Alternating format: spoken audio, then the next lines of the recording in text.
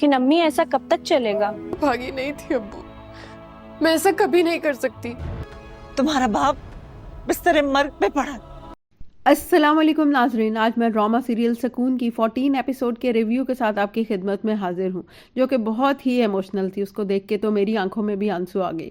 तो चलिए नाजरीन, टाइम ज़ाया किए बगैर रिव्यू का आगाज़ करते हैं, जिसमें कि हम देखते हैं कि शानज़ हमदान से बात करके बहुत ज़्यादा डिप्रेस हो जाती है, क्योंकि हमदान का ध्यान कहीं और होता है और वो उसको मुतमईन नहीं कर सकता। फिर हम देखते हैं कि ऐना के बाप की तबीयत अभी तक नहीं संभलती है और माँ जो है वो उस्मान को पटियाँ पढ़ाती है कि अब हम मिल के बदला लेंगे, तुम मामू का साथ दो वगैरह वगैरह, और उसे मजबूर करती है कि वो उसके साथ हॉस्पिटल चले जाए।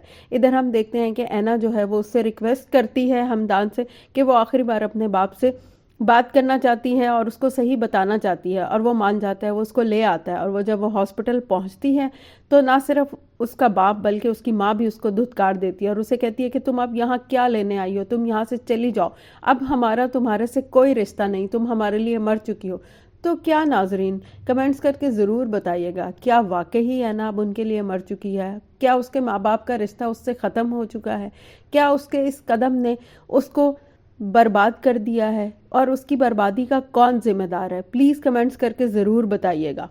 फिर हम देखते हैं कि जब देर तक ऐना बाहर नहीं आती तो हमदान उसको उसके पीछे चला जाता है और वो देखता है कि वो उसको सब बहुत बेइज्जत कर रहे हैं, धक्के देके निकाल रहे हैं। तो वो उसको कहता है कि चलो यहाँ से, अब वापस नहीं आओगी तुम, चलो मैं तुम्हें अपने साथ वापस ले जाता हूँ।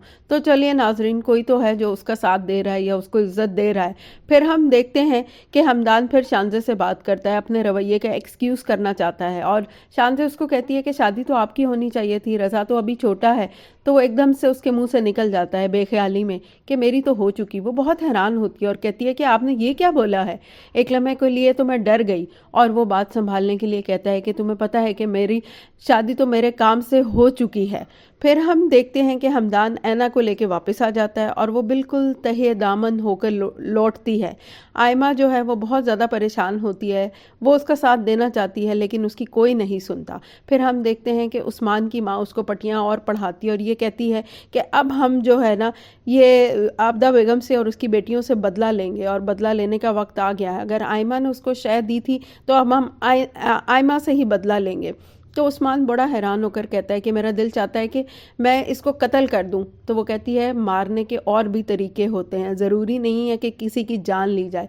तो नाजरीन, देखा ये फूफी कितनी ख़तरनाक है। अब ये प्लानिंग कर रही है कि ऐना का तो उसने ऐना को बर्बाद कर दिया उसके बेटे ने, और अब वो चाहती है कि वो आयमा को भी बर्बाद कर दे। तो नाजरीन, ये तो था 14वीं एपिसोड का रिव्यू। चलिए अब हम 15वीं एपिसोड का भी रिव्यू करते हैं। ओके, चलिए नाज़रीन, अब नेक्स्ट एपिसोड का भी रिव्यू कर लेते हैं, जिसमें कि हम देखते हैं कि रज़ा की माँ अपनी बहू को लेकर शॉपिंग पे जाती है और रज़ा बहुत ही मुतमईन और खुश दिखाई देता है। उसको कोई रिग्रेट नहीं कि उसकी वजह से किसी की ज़िंदगी बर्बाद हो गई है, और उसने वाकई ही साबित कर दिया कि उसका काम ही दिलों से खेलना है।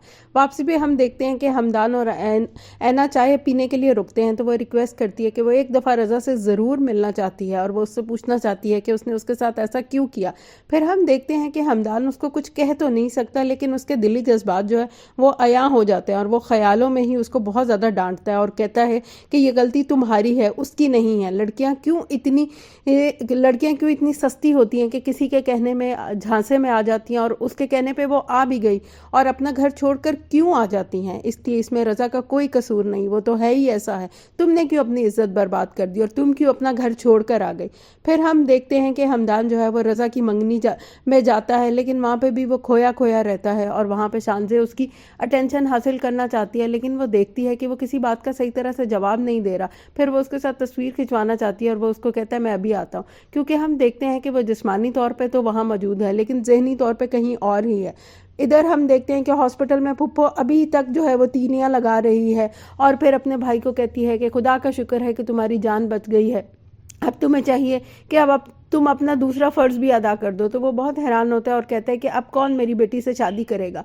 तो फिर वो बहुत अच्छी बन जाती है और कहती है क्यों, मेरा बेटा है ना, वो तुम्हारी बेटी से शादी कर लेगा। इधर पीछे माँ सुन रही होती है, वो बहुत ज़्यादा परेशान होती है क्योंकि वह उस्मान की असलियत अच्छी तरह जानती है और वो जानती है कि उसकी वजह से ही उसकी एक बेटी बर्बाद हुई है और अब क्या उसकी दूसरी बेटी भी बर्बाद होने जा रही है।